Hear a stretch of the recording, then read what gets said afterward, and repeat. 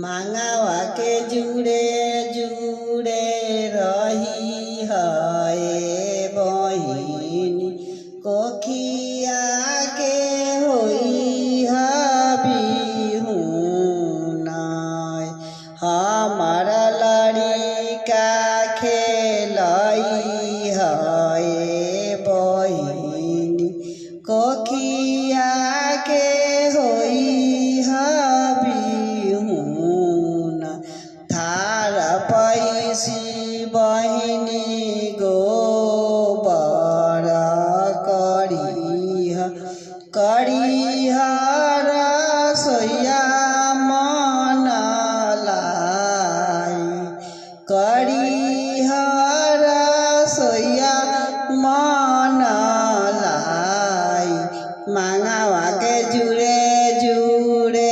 रही है शिवाजी के पास जानी जा।